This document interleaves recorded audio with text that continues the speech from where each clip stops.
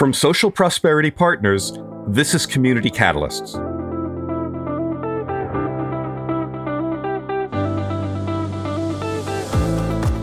Welcome to Community Catalysts, the podcast that examines the qualities of community leadership and the many paths and forms it can take. I'm your host, Matt Lehrman. My guest today is Elaine McLain, the mayor of Birmingham, Michigan, a northern suburb of Detroit with a population of more than 21,000 people. She was elected to the Birmingham City Commission in 2021 and then unanimously appointed to the position of mayor by her fellow commissioners in November 2023. Welcome, Mayor. Good morning, and thank you for having me. Thanks for being here. So we just met like about a month and a half ago, and that was when you attended the National Community Chat on Zoom that I host monthly for community leaders. And the topic was titled Putting Fear in Its Place. And we had all kinds of municipal and nonprofit leaders.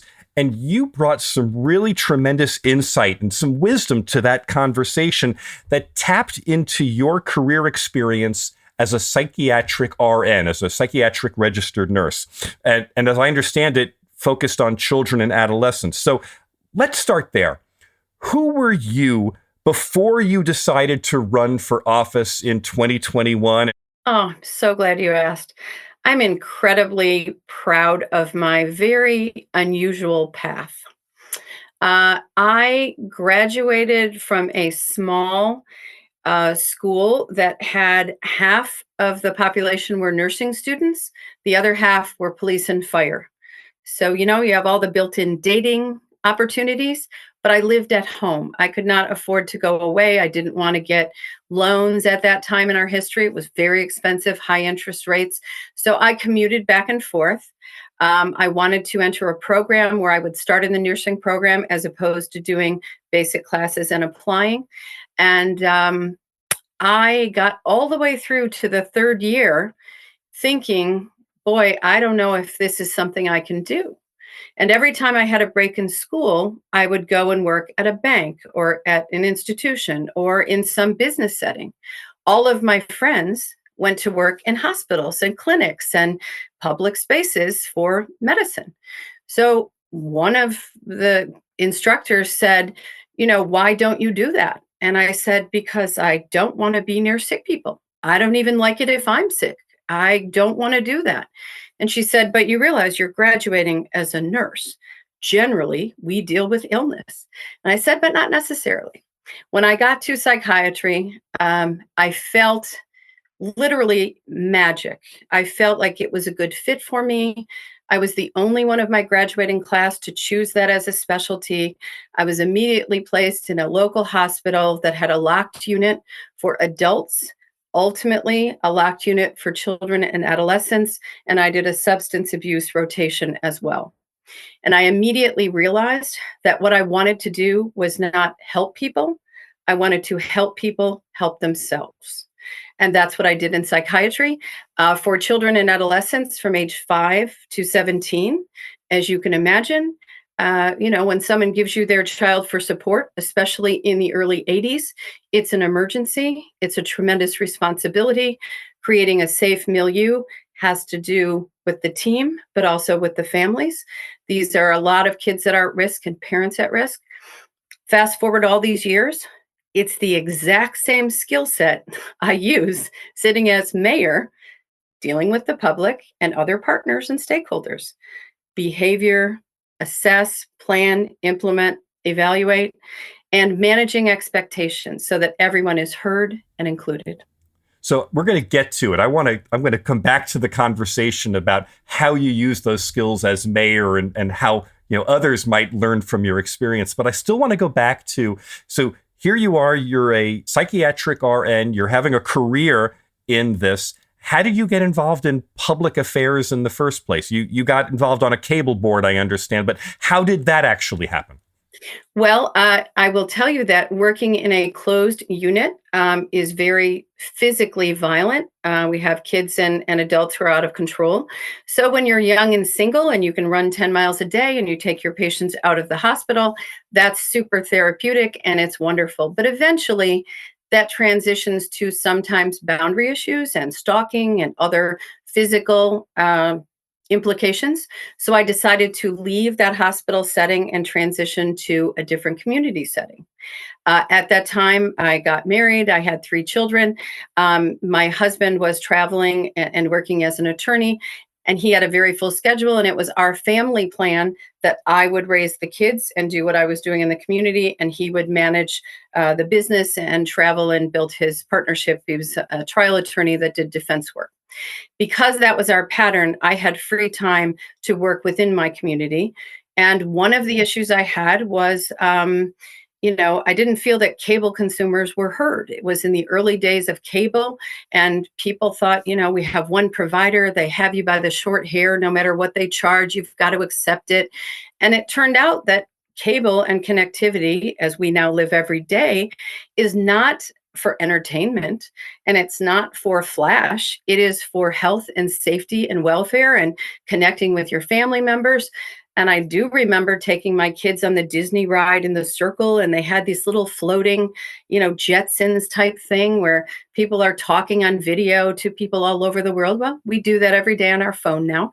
So I left private practice to go to work in business, and I was appointed as the cable chairman. I was the first female.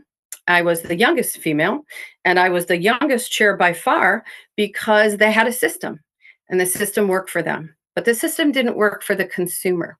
So I coordinated an interlocal agreement with 4 different communities to produce, interestingly enough, public, educational, and governmental television. So the recording of all public meetings without any spin, without any cuts, according to the FCC. All things that you see about your community, how your political leaders make decisions, all of that was part of what we did. And then we gave grants back to communities. Those 4 communities are not completely contiguous to us, but they're close and they have very different needs. So we represented people who didn't believe in cable and thought it was a communist plot way back then, all the way to people who wanted 8 HD streams in their backyard and their garage. And everyone got treated with the same access.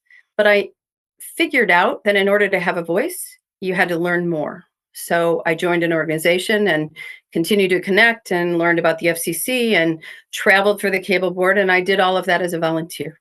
And so how did you become known as the cable lady? Well, I sort of self-appointed myself the cable lady because, that movie, The Cable Guy, which was absurd, came out. And my friend said, you are very focused on this. You are always talking about this in public. You are going to the senior men's club, and you are going to the women's club, and you're going to, the Optimist Club, and telling them we have this free service. In addition to that, you can go to your local community center where we produce public television, and you can have your own show. You can have local voice. You can discuss with your political leaders, like, why are you doing what you're doing? I was just one person who was inspired to do something different with my free time. And it led to some amazing things. So if I was trying to understand kind of cause and effect, it wasn't like you had your eyes set on one day running for mayor and you were going to use this issue to get you there.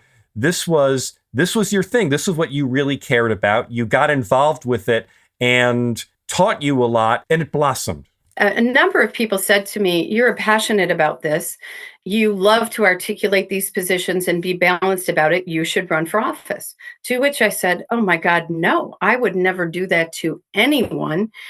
It's a nonpartisan seat at our city commission. We have a strong city manager, so they handle all the business. We do the legislating. But in many cases, it devolves into personalities. And I felt so strongly that I couldn't leave my cable baby to move on, that it was like pulling teeth. But I realized that the next level of information to connect the aging senior population we have with new families coming in and single parents and entrepreneurs to grow the fabric of our community was this kind of frank civil outreach when you have challenges. I understand from what you told me in preparing for our discussion today that when you thought about running for council, you were told it was not a good idea for you to run. So who was telling you that and why? Interestingly enough, my inner circle of family and friends thought it was a great idea, but my former spouse thought it was a terrible idea. And he was a well respected, wonderful person. And when the person you're married to for 29 years says, I don't know, I just don't think that it's a good balance for you, you should take that to heart, right? You want the people around you to be frank. But then I realized that the lack of appreciation for my draw to this may have been something else. So I decided to do it. And I decided to do it with a fervor not yet seen in my life. And, it was expensive. It was an interesting path, rather unpleasant at times, but it has been unbelievably rewarding. So, yesterday at a conference, someone said to me, so in the end, you ran out of spite. You're a Seinfeld character. You decided you would not be defined by that, and you ran and you won, and you have branded your message, and you are brutally transparent because that is what is called for, and that is what happened.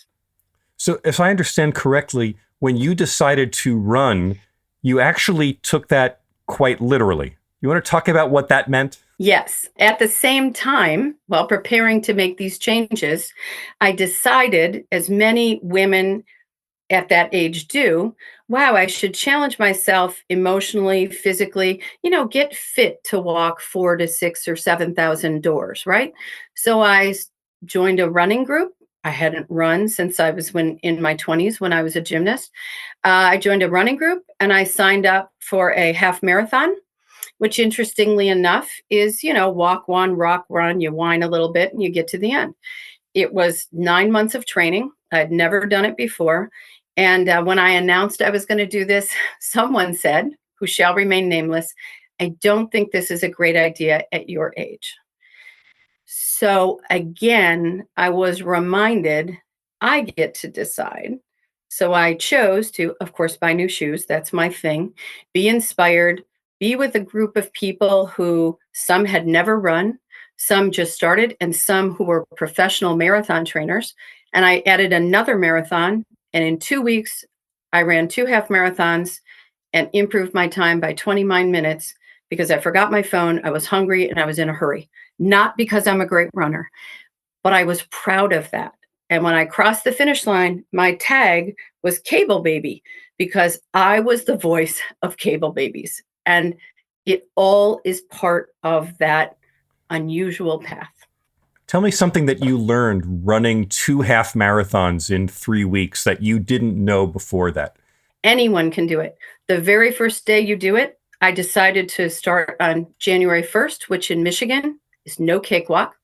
It was about 28 degrees. And I was like, if it's cold out, I'll probably go faster. So I used all the mountains or all the roadways that had hills and dales. And after walking for a mile, I came home. It was awful. I needed Epsom salts. I had shin splints. It was terrible. And then the next day I did it. And the next day I did it. And then when it became spring and the whole team was there, I was like, I won't be behind because some of these people are runners.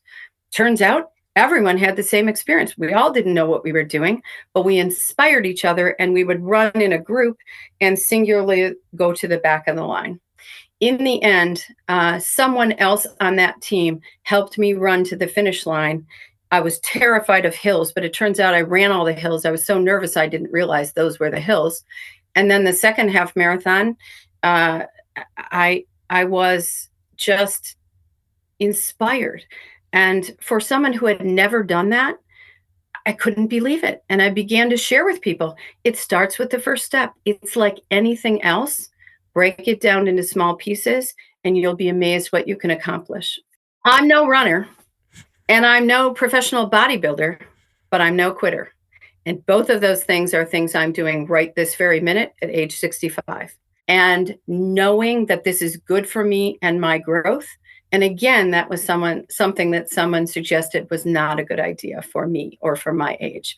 And I think in my head, never give up means you don't have to be defined by convention because I am the most unlikely person. I am not a political strategist. I have no interest in politics other than I want to save the democracy. And I have no interest in local politics at all, but I have an interest in having the voice of those who don't feel heard lifted up. And I think that's good for all of us. So that's where that comes from. So, Elaine, as a candidate for Birmingham Commissioner in 2021, you described dysfunctional city government and decaying, flooded out infrastructure. And maybe not everyone knows, if you don't know the Detroit area, Birmingham's a relatively affluent suburb. And it's known for its excellent schools, both public and private. Can you explain to our listeners how Birmingham became a mess? What was the situation when you ran, and how did it get there? Well, I will say that it became a mess a few years before I ran. I just couldn't take it anymore, but not because good people were doing a poor job, because there was a lack of connection and communication about some core issues like infrastructure, which are expensive and not sexy and not something anyone ever wants to deal with. But we live in a community since 1833. I mean, at best, we have shifting sands, right? But we have a budget, we have planning, we have outstanding staff and information and administration, we have outstanding legal guidelines, we have leaders in our community. And I had no personal problem with the way the commission and councils before me were managing it, but I was concerned that we were rotating ideas and processes and people instead of moving forward with what was described as political will. I didn't know exactly what that is, but I am in the middle of it right now. And what it means is doing what is necessary, that is unpopular and expensive and unpleasant and uncomfortable. But it is the responsibility of those who take the oath to represent everyone in the community, especially on health, safety, and welfare. And that, because of cable and telecom, is what I know all about. So that is why I stepped up. I'm just wondering, how does someone run for office on a platform of, I'm going to take care of what's necessary, unpopular, and expensive? Because it needs to be done. The liability and the pain points of ignoring something like that means that we might not have enough pressure to a fire hydrant and your house is on fire. We might not have someone to handle a water main break, which could flood your basement where your kids are having a sleepover. God forbid. But the reality of that is we take an oath to represent what is necessary for everyone and to make sure we are transparent, or as I refer to it, painfully transparent about every factual pivotal point. Because most of the time when the information is communicated, it's either in fits and starts, or it's on social media, or it is either mischaracterized or misunderstood. That's not on purpose, but that is the nature of public discourse. And those of us called to do this feel strongly that we are going to do the right thing when no one is looking. And in fact, if you're not able to do that, we have the ethics board. So, it's all manageable, but it's extremely important in our history that we take the resources that we carefully manage and plan for things like this. It sounds like you've encountered pretty serious incivility. I mean, we talk about incivility in a general sense, but when it gets aimed at you, it's got to be more than incivility, right? It's got to feel threatening. Yeah, and I have a pretty high bar. Keep in mind, I've been stalked, I've been stabbed. Like, I've been through this with psychiatric patients years ago.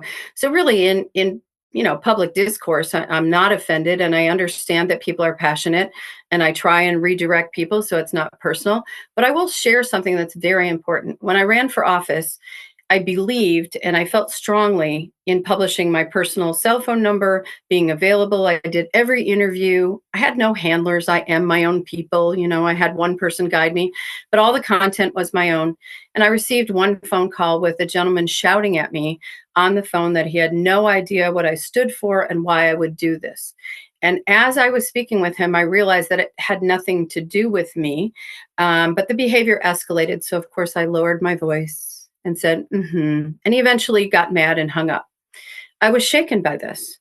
And my fiance said, "Oh, good for you. That's the first hate-filled phone call of many. And you ripped off the Band-Aid. You're perfectly fine." He obviously has experience that I don't have, because I thought I should take every call. I should put up with this. Fast forward, right before the election, and I mean days before the election, a member of the public accused my mayor pro tem now and I of bribing another official for support. Now it was done in a text message. I think it was fast and loose with the wording. I don't think he literally meant bribing, but it got so unwieldy that this third party screenshot the text message and sent it. Someone did to the media where it was printed in our local paper. Not only did I not, as an ethical person with my respecting my last name, bribe anyone, nor did she, but I had never met the person in that she was referring to. So at its face, it was incorrect. That person does not sit on the council. I'm relieved that he does not, because while he is well-meaning in many ways, that lack of temperament and balance and that impulsive, outrageous behavior gets in the way of getting public work done. There's no excuse for that. If this isn't your thing and you can't take off your personal hat, then step down.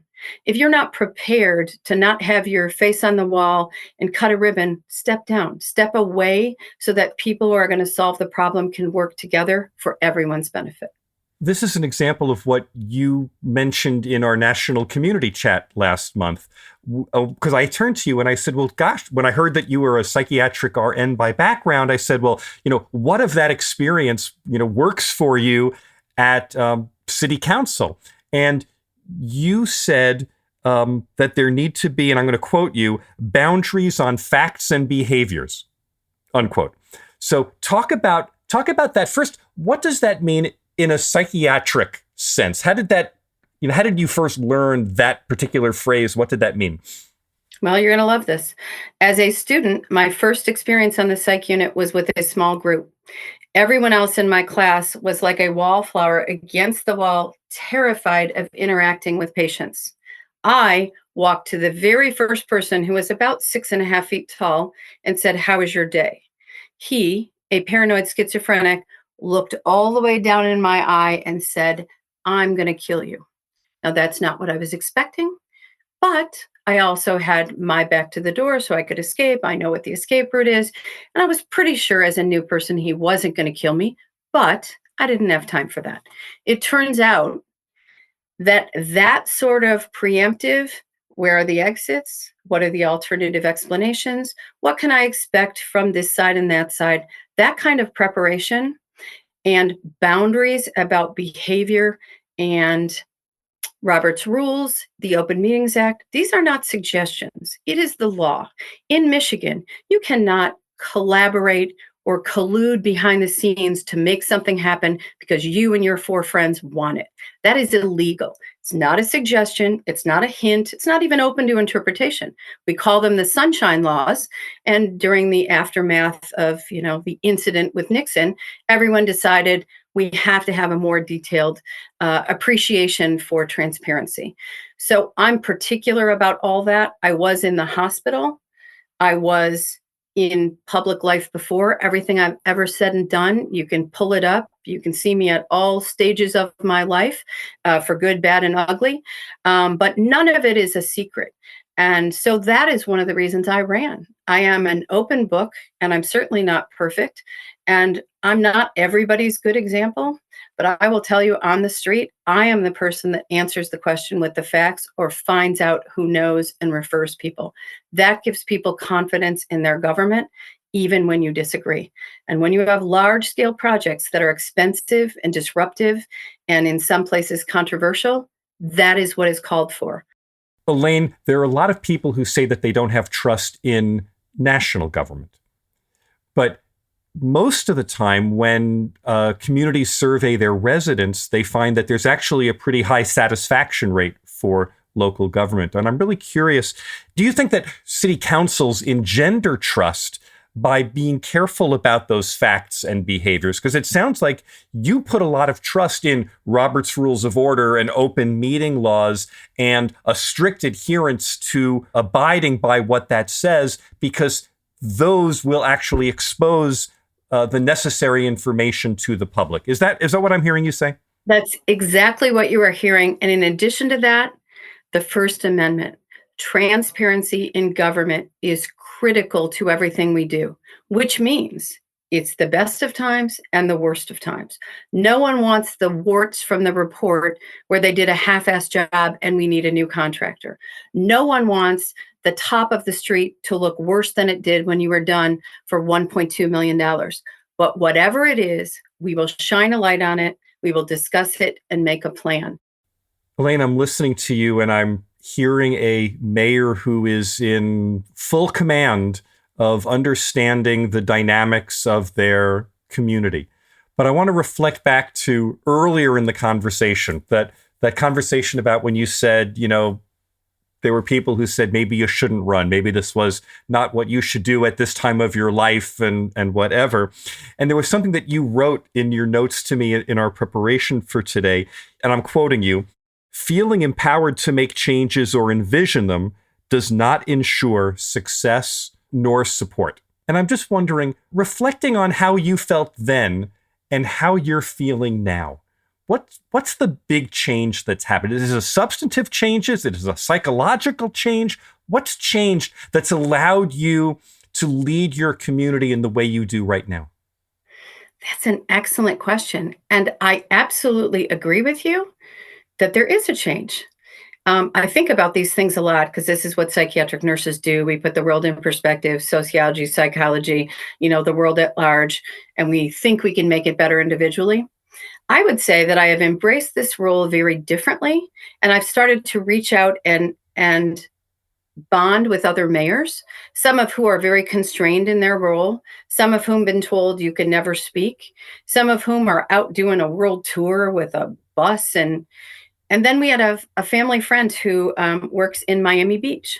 And for all those who know this, Miami Beach is at a crossroads. Miami Beach is a stunning place. And when they have spring break there, as they did last year, unfortunately, it becomes unwieldy despite police and presence of emergency responders. And so they decided this year to brand it as "We have broken up with spring break." Last year, sadly, it became a cover for human trafficking and some gang violence. So when I went to visit our friend who works in the mayor's office at Miami Beach, we had a very frank conversation about how do you handle this? It is so difficult. It's traumatic. You have Narcan on the walls every 300 feet. You have police and you have sheriffs and they said, we just have to manage it. Everyone is suffering. Everyone's anticipating the worst. But we have the best of everything here. We have the best weather. We have the best economy. We have a wonderful cultural mix of people. But what we don't have is control over behavior fueled by drugs and alcohol and other unfortunate things. So we're going to try and make these changes knowing that it'll take a while, but we're going to partner with others to do it. And I came back from there thinking, they can do it. Everyone can do it. And under no circumstances, given those sorts of challenges, does what we have to do seem unwieldy. It seems challenging and people are crabby about it, but it is not at all a health and safety emergency like overdoses, dead bodies, and stabbings and shootings on the street. They've managed it. It's quite a template. They've made it work. They've, in the last 24 hours, struggled and put in a curfew. And again, it's the balance between personal responsibility and freedom and safety for all. And when I came back, I put this sort of infrastructure discussion in that template and realized we should be pretty damn thankful that we have the financial ability to do it. We have the professionals to help us make the decision. And we have an open exchange of ideas where everyone is going to be a little unhappy because the answer is somewhere in the middle. That is what's called for. I want to conclude by asking you, I've never done this before, so we're going to try this here. I want to conclude by asking you quick questions, and for each answer, you're limited to 60 seconds. So a very quick, off the top of your head kind of answer. I got a few questions to ask you. You ready for it? Improv, go. Number one, what's the most impactful leadership advice you've ever received? Stop talking and listen. What is something you wish your residents understood better about their municipal government? The facts. In every case, the facts will answer your questions and help you make better decisions. If you ignore them and go to social media, you will spin out of control and miss the opportunity to make it better. How do you recharge yourself, especially during challenging times? Turns out, and I've never done this before, I travel. I do a short trip. So we actually are car people. So we drove from Detroit to Key West. I know it's a long way, but you can't believe the cool experiences you have along the way. We stopped in Atlanta at the Porsche driving experience. We went to Orlando. I went on my first roller coaster. I wouldn't recommend. I don't like that. But the people were great. We went all the way through the Key West. We had a great experience there. We came back up through Miami. We like salsa music. We like dance. We like, of course, food. And when I came back, even though I had had plenty of emails and even though some things hit the fan, I felt completely rejuvenated. When I landed here, I married someone. I married my first couple two Mondays ago. They were delightful people that had, been put off by 3 other communities, and I married them. And then I turned around and went to LA for a family thing and came back. Man, there is nothing like restarting after you realize that the world is an okay place with lots of good people. Get out of your own way and you'll be fine. As a community leader, what is something that you need to learn how to do or how to do better? Be patient. I can't stand it that this is not like business. It makes me crazy that we study things to death while things are happening, but that is the hand we are dealt in municipal government. That is the way it works. So a hybrid approach where business and municipal government work together is the best plan. And that's part of what I've tried to bring to the table. The last lightning round question is in 2 parts. For your community of Birmingham, Michigan, what gives you hope for the future? The people here are so wonderful. They are kind, they are compassionate. Some are driven, some are exceptional, but we're all the same. We're just good, simple people who care about others. And I want to share that with more people. The second part of that question is for a nation that seems increasingly divided. What gives you hope for the future? Find someone on the other side that feels dramatically different than you do and build that bridge.